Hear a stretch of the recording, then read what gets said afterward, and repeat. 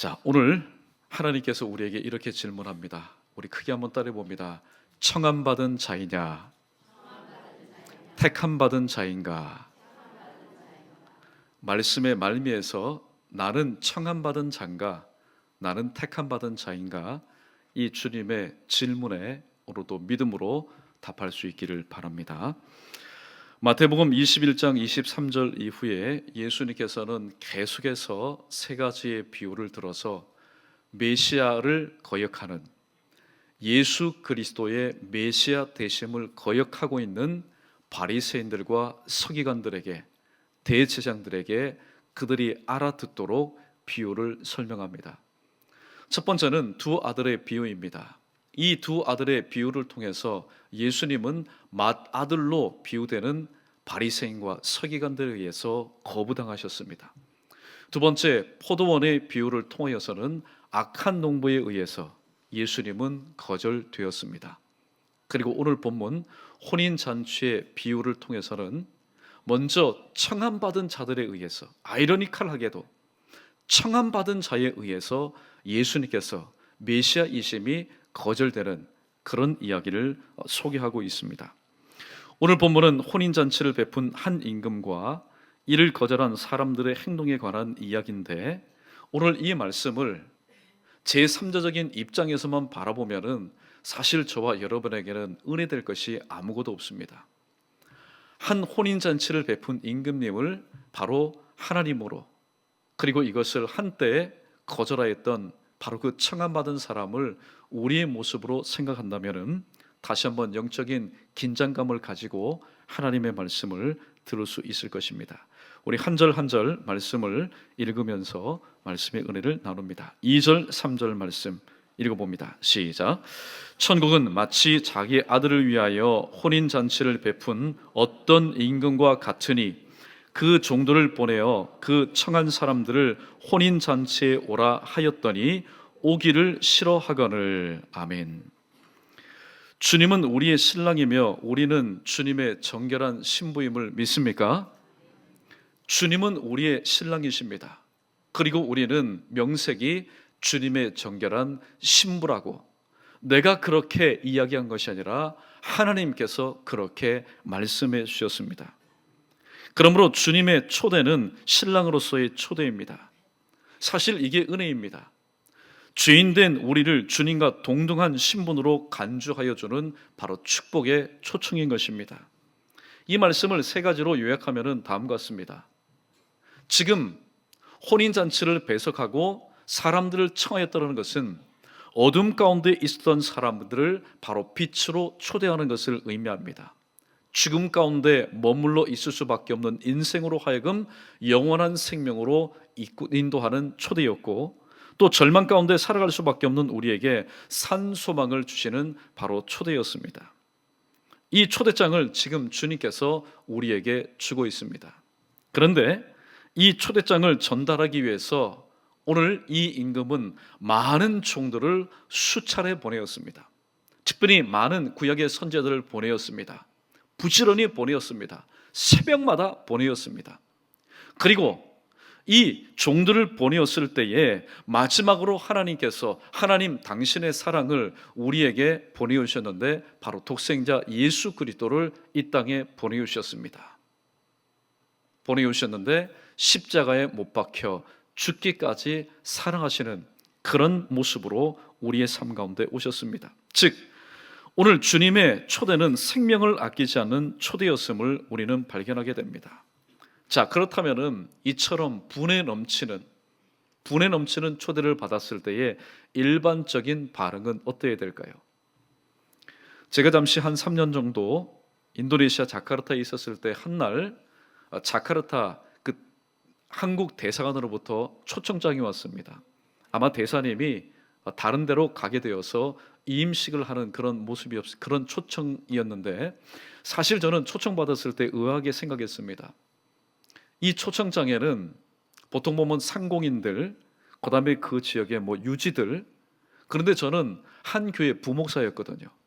근데 부목사에게까지 그런 초청장이 올 때 솔직히 마음 가운데 기쁨이 있었고, 마음 가운데 참 고맙다, 물론 그 대사님은 저희 교회 다니는 바로 성도였습니다. 집사님이었습니다. 참 고마운 마음이 있었습니다.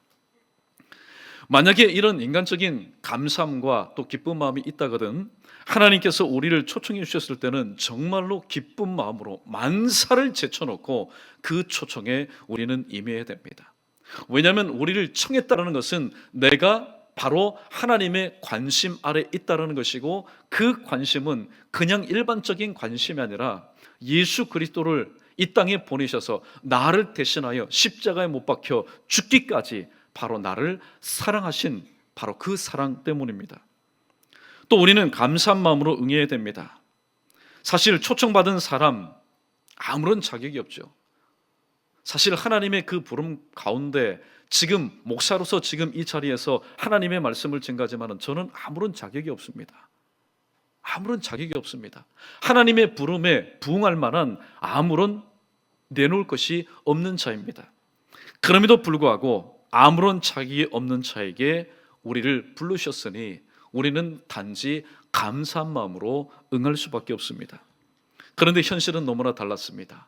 오늘 본문에 등장하는 현실은 너무나 달랐습니다. 5절과 6절 말씀 계속해서 읽어봅니다. 시작. 그들이 돌아보지도 않고 한 사람은 자기 밭으로 한 사람은 자기 사업하러 가고 그 남은 자들은 종들을 잡아 모욕하고 죽이니. 아멘. 현실은 너무나 달랐습니다.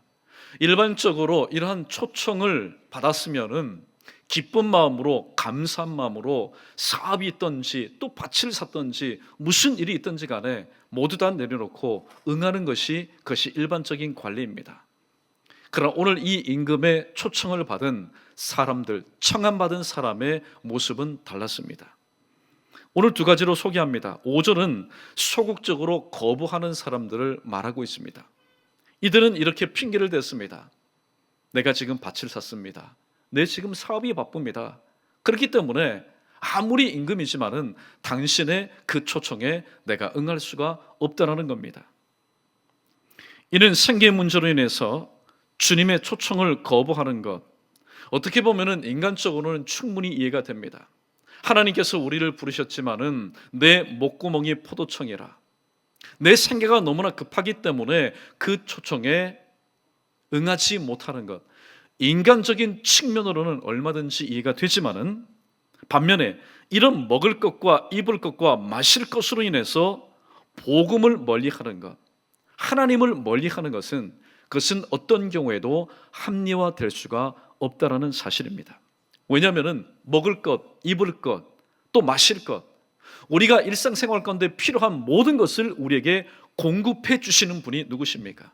바로 하나님이신데 오히려 그것 때문에 소소한 것들, 사소한 것들, 일상적인 것들 때문에 이 모든 것을 베푸시는 근본의 하나님을 멀리한다는 것은 어떤 경우에도 합리화될 수가 없는 것입니다. 자신의 사소한 일로 인해서 영적인 문제를 결정하는 중요한 시기와 기회를 놓친 사람들을 의미합니다. 이런 사람들의 이야기는 다음과 같습니다. 어떤 말을 주로 할까요? 내일 하면 되지. 내일 하면 되지. 또 다음에 기회가 있다면은 그때 제가 가겠습니다. 우리 크게 한번 따라해 보겠습니다. 하루살이에게는 내일이 없다. 여러분, 겸손한 삶이 뭘까요? 바로 이런 고백 아니겠습니까? 하루살이에게는 내일이 없다라는 심정을 가지고 하루하루에 최선을 다해서 살아가는 겁니다. 하나님은 오늘 부르시지 내일 우리를 부른다는 여러분 그런 보장이 어디 있습니까? 만약에 하나님께서 나를 부르시는데 오늘 부르시고 내일은 부르지 않습니다. 그런데 우리는 어떻게 핑계를 댑니까? 오늘 본문에 소극적으로 주님의 초청을 거부한 사람처럼 하나님, 저는 오늘 이 밭을 당장 돌아봐야 됩니다. 오늘 채소를 당장 돌아봐야 됩니다. 안 하면 물로 터집니다. 저는 사업이 있기 때문에 갈 수가 없습니다. 내일 부르시면은 제가 가겠습니다. 다행히도 하나님께서 오늘 거절한 나를 내일 불러주신다면은 다행히도 얼마나 감사하겠습니까? 왜냐하면 꼭 먹고 알 먹고입니다. 내일도 챙기고 주님의 부르심에도 우리가 응할 수가 있고. 그러나 저와 여러분, 우리의 인생은 하루살이와 같은 인생입니다. 누가복음 12장에 등장하는 여러 해 동안 많은 것을 쌓아두고, 자, 내가 이제 좀 쉬고 먹고 마시고 즐기자. 하나님이 나타나셔서 말합니다. 오늘 밤에 너에게는 내일이 없다. 네가 지금 열흘 동안 쌓아두고 또 열흘 동안 계획을 하고 있지? 그러나 오늘 밤에 너를 부른다면 너에게는 내일이 없다. 여러분, 이게 바로 저와 여러분의 삶입니다. 오늘 밤에 하나님께서 우리를 불러가신다면 아무리 목회계획이 있고 가정계획이 있고 사업계획이 있단들 이 모든 것을 다 조용히 내려놓고 하나님의 부르심을 받을 수밖에 없는 겁니다. 그러므로 우리는 오늘 소극적으로 거부하는 사람들처럼 영적인 이 문제를 결정하는 이 귀한 부름 가운데, 내 일 때문에 내 일로 인해서 하나님의 그 부르심 가운데 우리는 거절할 하등의 이유가 없는 하루살이와 같은 존재라는 사실을 우리가 결코 잊어서는 안 됩니다. 그런데 좀 더 나쁜 사람이 등장합니다. 바로 6절에 등장하는 사람, 보다 적극적으로 메시아를 온 몸과 온 마음을 다해서 거부하는 사람들입니다. 누굽니까? 대제사장들과 바리새인과 서기관들. 여기에만 점을 찍지 마십시오. 오늘 저와 여러분도 하나님 말씀 가운데 즉각적으로 순종하지 않을 때는 얼마든지 이들의 대열에 우리도 설 수 있기 때문입니다. 이들은 보냄받은 사람들을 잡았습니다. 그리고 보냄받은 사람들을 모욕했습니다. 저주했습니다. 비난했습니다. 비아냥거렸습니다. 그리고 결국에는 그들을 죽였습니다. 이거는 참 큰 결례이죠. 대사라는 게 뭡니까? 한 나라의 임금 내지는 대통령이 직접 가서 일을 보아야 되는데 직접 갈 수 없기 때문에 대신 전권을 가지고 바로 보냄을 받은 사람을 대사라고 얘기합니다. 곧 그 대사를 잡는 것은 그 나라의 대통령을 볼모 잡는 것이고, 그 대사를 욕보이는 것은 그 대통령을 욕보이는 것이고, 그 대통령을 죽이는 것은 바로 그 대사를 죽이는 것은 그 대통령을 죽이는 것과 마찬가지로 중범죄입니다. 그런데 오늘 예수님의 메시아이심을 온몸으로 온 마음으로 거부했던 이 사람들은 하나님께서 보내신 하나님의 종들을 잡고 하나님의 종들을 모욕하였고 결국에는 그들을 죽였습니다. 어디까지 그들의 폐악된 행위가 진행되었을까요? 하나님이신 예수님이 친히 이 땅에 오셨음에도 불구하고 하나님을 하나님으로 알지 못하고 예수님을 하나님의 아들인지 모르고 예수님을 그리스도인 줄 알지 못한 채 예수님을 십자가에 못 박아 죽였던 것입니다. 오늘 이들의 특징이 있습니다. 이들은 혼인잔치에 관심이 없는 자들입니다. 이들이 왜 사업차, 또 이들이 왜 자기 밭으로 갔을까요? 그리고 왜 잡아서 그들을 모욕하고 그들을 죽였을까요? 이들에게는 사실 혼인잔치보다도 더 가치 있는 것이 있었기 때문입니다. 혼인잔치에 대한 것에 대해서는 마음을 닫아놓습니다. 마음을 닫아놓으니 이 혼인잔치와 관련된, 하늘과 관련된 많은 메시지를 그들은 마음을 닫아두니 그 말씀이 그들 가운데서 뿌려질 수가 없었고, 뿌림 받은 바 된 하나님의 말씀이 없다 보니 그들 가운데서 하나님의 말씀의 역사가, 말씀의 결실을 맺을 수가 없었던 것입니다. 반면에 그들은 풍작을 이루었습니다. 어떤 풍작을 이루었을까요? 그들이 관심을 갖는 세상에 가치 있는 것들에 대해서는 그들이 시간도 투자하고 그들이 물질도 투자하고 그들이 모든 것을 다 투자하였습니다. 오늘 이 부분에서 잠깐 우리의 삶 가운데 적용해 보아야 될 부분이 있습니다. 오늘 저와 여러분은 무엇에 시간과 물질과 우리의 모든 정력을 투자하고 있습니까? 영적인 일에 투자하고 있습니까? 아니면은 육신적인 일 가운데 또 매진하고 살아가고 있습니까? 오늘 이미 답은 다 나와 있죠. 하나님께서 어느 곳에 우리의 모든 것을 관심을 갖고 집중하는 삶을 살까? 우리는 다 답을 가지고 있습니다. 남은 것은 이제 순종하는 것밖에 없죠. 두 번째, 이들의 특징은 삶의 일적인 가치는 알지만은 영적인 영원한 가치를 몰랐습니다. 땅의 것은 알고 있었지만은, 그래서 악은밖에 챙겼지만은 하늘의 것을 알지 못하여서 그 귀중한 것을 놓쳐버린 인생이었습니다. 잠시 잠깐의 즐거움은 알았지만은 영원한 즐거움을 몰랐고, 그들은 떡에 대해서는 무지무지하게 관심을 가졌지만은 하나님의 말씀에 대해서는 그들은 귀도 막고 마음도 맞고 그리고 눈도 감은 사람들이었습니다. 결국 너무나 잘 알고 있는 것 때문에 그들은 실족할 수밖에 없었고, 너무나 모르는 것 때문에 그들은 심판을 받을 수밖에 없었습니다. 7절 말씀은 심판의 결과를 소개하고 있습니다. 7절입니다. 시작. 임금이 노하여 군대를 보내어 그 살인한 자를 진멸하고 그 동네를 불사르고. 아멘. 예수님은 오늘 7절 말씀을 통해서 끝까지 복음을 완강하게 거부하는 이 대제사장들과 바리새인과 서기관들, 유대 종교 지도자들의 그 말로가 어떻게 될 것을 말씀하고 있습니다. 첫 번째, 너에게 이제 군대가 투입될 것이다. 그리고 두 번째, 살인한 자들을 진멸하게 될 것이다. 그리고 세 번째, 그 동네를 불살하게 될 것이다. 예수님의 말씀은 예수님께서 십자가에 못 박혀 죽으시고 승천하신 지 수십 년 뒤인 AD 70년에 이 말씀이 그대로 응하여졌습니다. 군대가 투입이 되었습니다. 당시 로마 제국, 세계를 제패하고 있었던 로마의 그 군대가 투입이 되었고, 또 살인한 자들을 진멸하였습니다. 종교 지도자들, 당일에 죽은 사람만 120만 명입니다. 그리고 10만여 명의 사람들이 모두 다 흩어져 버렸습니다. 그리고 예수님의 예언의 말씀처럼 돌 위에 돌 하나도 남지 않고 성전이 완전히 불타버렸고 회파되어 버렸습니다. 계속해서 8절과 10절 말씀 우리 읽어보겠습니다. 8절과 9절 10절입니다. 시작.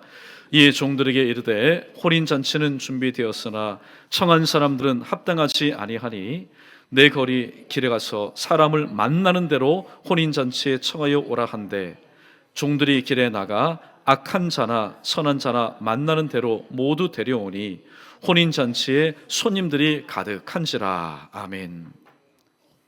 심판의 결과 청함받은 자들의 자리가 너무나 많이 비어 있습니다. 빈자리를 가지고는 잔치를 할 수 없는 겁니다.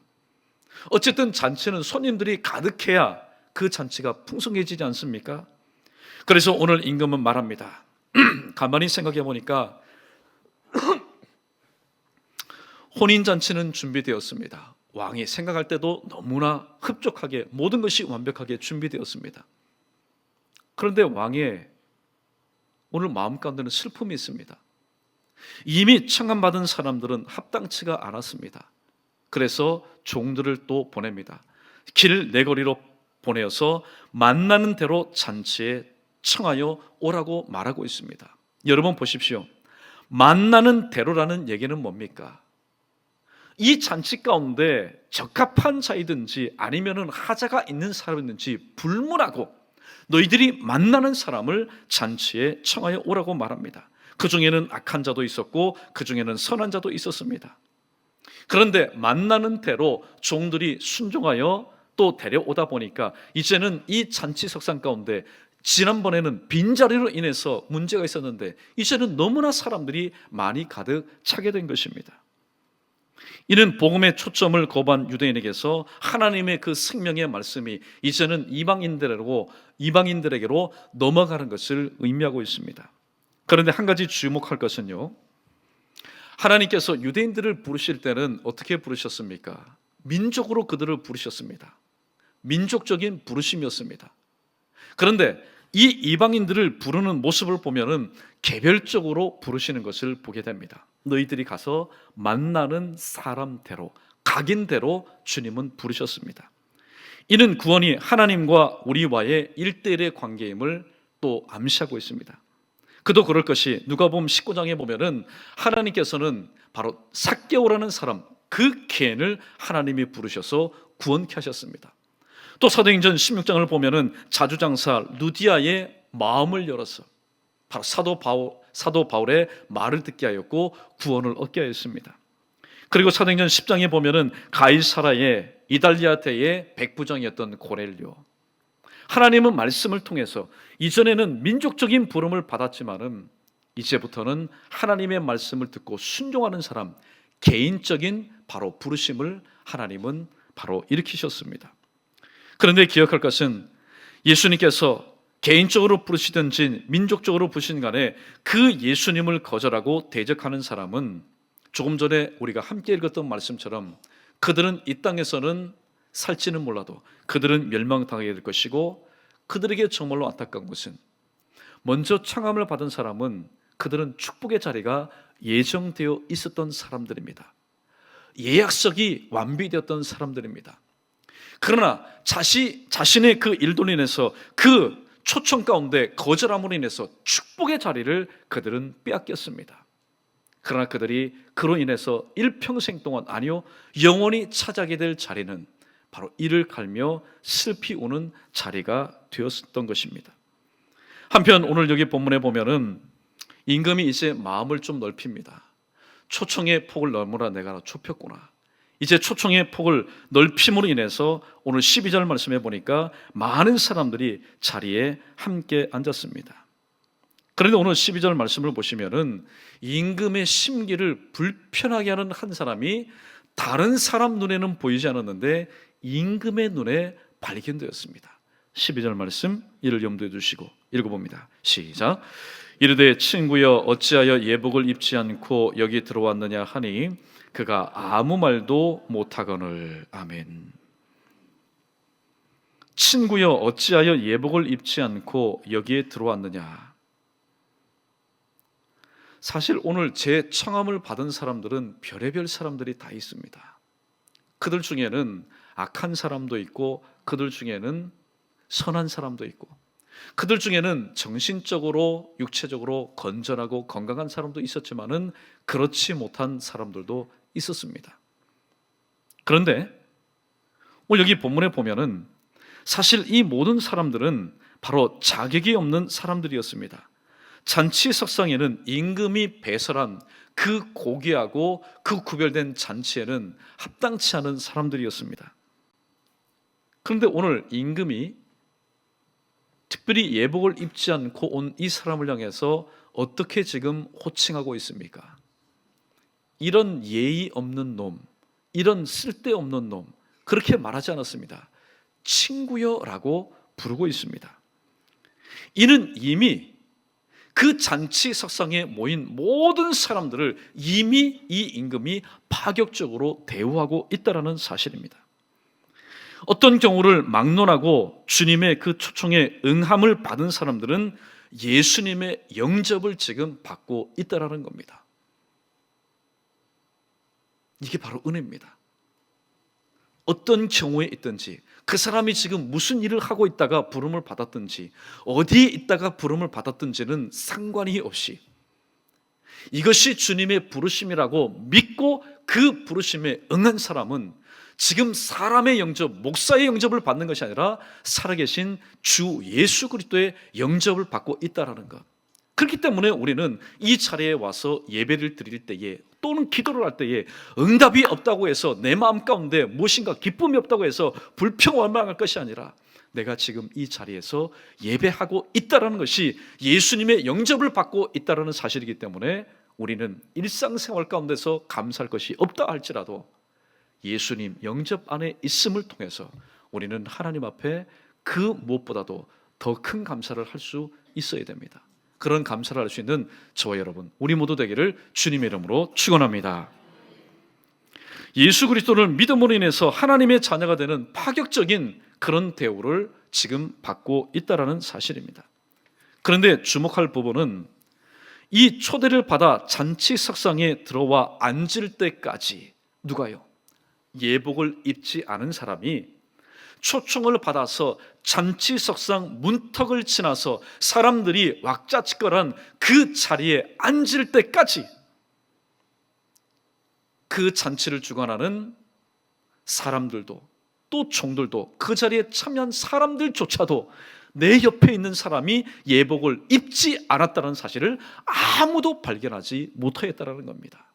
그런데 유독 저 잔치석상 저 위에 있는 임금의 눈에는 발각이 되었습니다. 이는 무엇을 의미할까요? 오늘 우리 모두가 하나님 은혜 가운데 이 예배 자리에 참여했습니다. 오늘 저는 잠시 잠깐 기도할 때 이렇게 기도했습니다. 하나님, 명색이 제가 오늘 이 예배에 말씀을 전하는 자인데 주님 부르심 앞에 저는 오늘 청함받은 자입니까? 오늘 예복을 입지 않고 오늘 이 자리에 선 자입니까? 아니면 예복을 입고 하나님의 택함 받은 자로 제가 지금 여기에 서 있습니까? 오늘 저를 바라보면서 그렇게 기도하였습니다. 목사 눈에도 발견되지 않습니다. 또 여러분 눈에도 발견되지 않습니다. 아무리 지금 2.0의 시력을 가지고 있는 사람이라 할지라도 내 앞뒤 차오에 있는 예배하는 사람이 오늘 예복을 입지 않고 이 자리에 나왔는지 우리의 눈에는 보이지가 않습니다. 그렇기 때문에 우리는 아무런 꺼리낌이 없이 그저 어울려서 하나님 앞에 예배를 합니다. 그러나 이 예배를 주관하시고 이 예배를 통해서 영광 받으시기를 원하시는 하나님, 그 하나님의 눈, 우리의 중심을 꿰뚫고 계시는 그 하나님의 눈에는 우리가 아무리 감춘다 하여도 그 눈에는 여러분 오해하지 말고 들으십시오. 발견되는 것이 아니라 발각이 됩니다. 그러므로 그 눈에서 우리가 어떻게 우리의 준비되지 않은 모습을 우리가 감출 수 있겠습니까? 오늘 무엇을 말합니까? 예수님의 부름을 받고 예배당에 출입하지만은 예복을 입지 않고 준비되지 않는 모습으로 예배하는 자들이 있다라는 사실입니다. 예복을 입지 않는 것, 당시에는 이런 통념이 있었습니다. 그렇기 때문에 이 임금이 굉장히 무겁게 지금 다루고 있는 겁니다. 첫 번째, 예식에 참여했지만은 예복을 입지 않았다는 것은 나는 당신이 허락한, 당신이 배설한 이 혼인잔치를 나는 지금 무시한다. 나는 지금 이 혼인잔치를 인정할 수 없다는 것이 당시의 통념이었습니다. 그리고 무엇보다도 예복을 입지 않고 혼인잔치에 참여하는 것은 나는 당신의 가문을 나는 적대시한다라는 그런 통념이 있었기 때문에 다른 사람들은 무겁게 다루지 않았지는 몰라도 이 임금은 무겁게 다룰 수밖에 없었던 것입니다. 그런데 가만히 보면은 사실 이 예복을 입지 않은 사람 보십시오. 이전에 청함을 받은 사람과는 다른 부류의 사람입니다. 이전에 청함을 받은 사람들처럼 이들은 임금의 총들을 모욕한 적이 없습니다. 그들을 결박한 적도 없습니다. 그들을 죽인 경험도 없습니다. 쉽게 말하면 법적으로 전혀 하자가 없는 인생들입니다. 그런데 이들에게 주어진 그 대가는 너무나도 가혹하고 혹독한 대가였습니다. 우리 13절 말씀 계속해서 읽어보겠습니다. 시작. 임금이 사원들에게 말하되 그 손발을 묶어 바깥 어두운 데 내던지라. 거기서 슬피 울며 이를 갈게 되리라 하니라. 아멘. 가만히 생각해 보면 너무나 억울합니다. 나는 임금이 보낸 종들을 잡은 적이 없습니다. 결박한 적이 없습니다. 그리고 그들을 모욕한 적도 없습니다. 그들에게 비아냥거리는 말 한 적이 없습니다.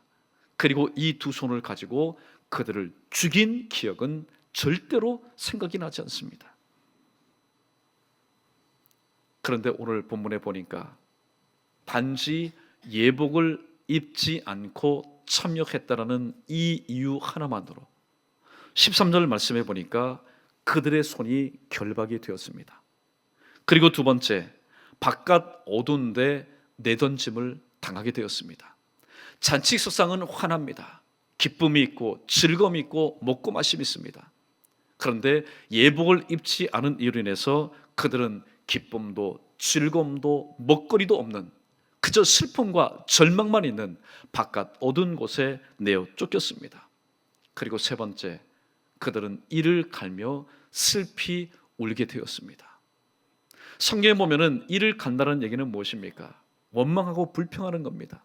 잔치석상에 있었으면은 감사하고 기뻐하고 왕에게 존귀와 영광을 올려드릴 텐데 주소지가 다르다 보니 잔치석상 아니라 바깥 어두운 데 있다 보니 그들이 입을 가지고 할 수 있는 것은 이를 갈면서 이빨이 다를 정도로 원망하고 불평하는 것밖에 그들이 할 수 있는 것은 아무것도 없었던 것입니다.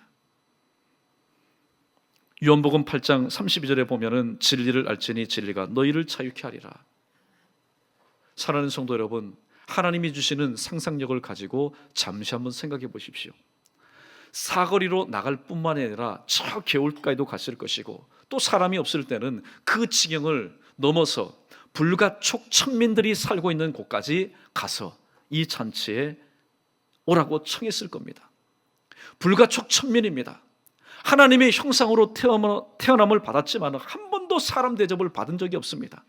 누가 나를 결박해서 내가 지금 부자유하는 삶을 사는 것이 아니라 사회적인 통념이 그렇고 율법이 그렇다 보니까 내 정신도 묶여 있습니다. 입은 있지만은 입도 어떻게 해요? 봉해진 삶을 살았습니다.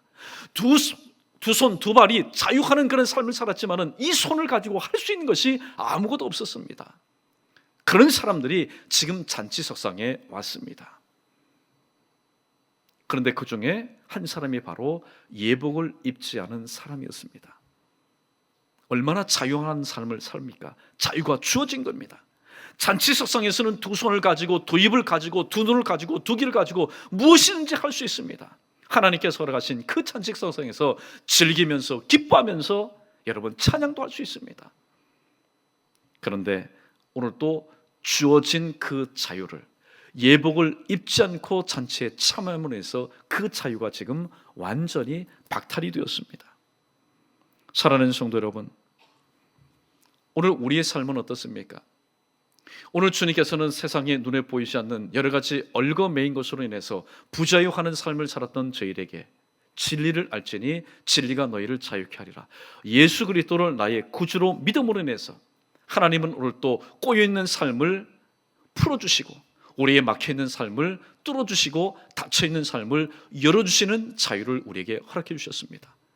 우리는 그 자유함을 가지고 오늘 이 예배당에 와서 하나님을 예배하는데, 예복을 입지 않으므로, 그 잔치석상에 합당한 예복을 입지 않음으로 인해서 오늘도 우리의 삶 가운데 자유가 다시 구속의 삶으로, 생명이 다시 한번 죽음으로, 소망이 절망의 삶으로 이어진다면 세상에 우리처럼 더 불쌍한 사람이 어디 있겠습니까?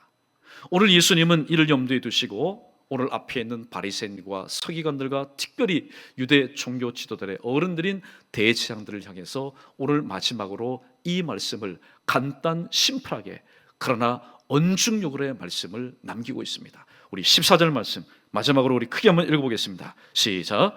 청함을 받은 자는 많되 택함을 입은 자는 적으니라. 아멘. 얼마나 간단한 말씀입니까? 여기에 무슨 철학적이고 우리가 고민하고 우리가 걱정하고 우리가 또한 연구해야 될 말씀이 있습니까? 없습니다. 진리는 단순 심플한 겁니다. 청함을 받은 사람은 많되 택함을 입은 사람들이 적구나. 우리는 마지막으로 이 적다라는 의미가 어떤 의미를 가지고 있는지 말씀 한 구절을 찾아보면서 우리가 말씀을 맺도록 하겠습니다. 마태복음 7장 13절과 14절 말씀 우리 자막에 떴을 겁니다. 우리 함께 읽어봅니다. 시작. 좁은 문으로 들어가라. 멸망으로 인도하는 문은 크고 그 길이 넓어 그리로 들어가는 자가 많고 생명으로 인도하는 문은 좁고 길이 협착하여 찾는 이가 적음이니라. 아멘. 택함을 받은 자가 적다. 또 생명으로 이르는 금은 좁고 그 길이 협착한데 그 길을 찾는 자가 적다라고 말씀하고 있습니다. 오늘 대제사장들과 바리새인과 서기관들은 자유하는 삶을 살고 있습니다. 그들의 길은 탄탄대로입니다. 그들의 길은 넓습니다. 얼마나 넓은지 그들도 가고 또 천국 백성인 하나님의 백성들도 그들이 유혹하여서 그 길로 함께 지금 걸어가고 있습니다. 그러나 그 길은 하나님께서 원하시는 길이 아니었습니다. 하나님께서 원하시는 길은 유대 종교 지도자들, 하나님을 가장 가까이에서 아침 저녁으로 섬겼던 그들이 주님이 걸어가신 좁고 협착한 길을 걸어가기를 원하셨습니다. 대제사장과 바리새인과 서기관들 그리고 기득권을 가지고 있던 사람들의 겉모습을 한번 보십시오. 그 당시에 통용되는 좋은 비단 옷, 좋은 옷을 그들은 걸치고 있었을 것입니다. 그러나 그들은 청함받은 사람이었지만은 택함받은 사람의 대열에 설 수가 없었던 것은 그들은 항상 거룩한 구별된 웅장한 성전을 출입하며 하나님을 제사했지만은 하나님 보실 때 그들은 예복을 입지 않고 바로 참여했던 자들이었습니다. 그러면은 이 예복은 무엇을 의미할까요? 바로 그리스도로 옷을 입는 것을 의미하고 있습니다. 오늘 우리는 세상에 옷을 걸치고 있지만은 정말로 주님께서 오늘 또 우리의 세상에 번들한 옷을 걸치고 있지만은 여전히 죄악의 냄새를 풍기고 있는 우리를 영접하여 주시는 이유가 무엇입니까? 이러한 우리를 예수 그리스도의 그 옷으로 우리를 감싸 주시기 때문에, 예수 그리스도의 죽음을 보시기 때문에 허물 많고 냄새 많고 악취 풍기는 우리지만은 그럼에도 불구하고 오늘도 우리는 이 자리에 와서 하나님 은혜 가운데 우리는 예배하는 것입니다. 말씀을 정리합니다. 오늘도 누가 택함 받은 자로 살아갈 수 있겠습니까? 예수 그리스도로 옷 입고, 비록 나는 오늘 이 자리에 왔지만은 악취나고 냄새나고 허물 많지만은 예수 그리스도로 옷 입어서 이 모든 것을 덮어주시고 이 모든 것을 감싸주시는 그 주님의 옷을 입고 마라나다, 아멘, 주 예수여 오시옵소서라고 고백하는 자, 바로 이러한 자가 임금의 바로 초청을 받았던 청함받은 자를 뛰어넘어 택함받은 자의 삶을 살아갈 수 있다고 말씀하고 있습니다. 오늘 다시 한번 질문합니다. 먼저 저를 향해서, 우리를 향해서 주님이 질문합니다. 너희는 청함받은 자이냐, 너희는 택함받은 자이냐 물어보고 있습니다. 오늘 이 질문 가운데 내 양심이 대답합니다. 주님, 저는 아무리 생각해도 청함받은 자인데 오늘 주님 보실 때 하자가 있음을 발견하였습니다. 이 자리에 일평생 동안 나왔지만은 주님 한 번도 기쁘게 받으실 만한 예복을 입고 나오지 못했던 저희 지난 허물을 다시 한번 용서해 주십시오. 깨닫게 해 주십시오.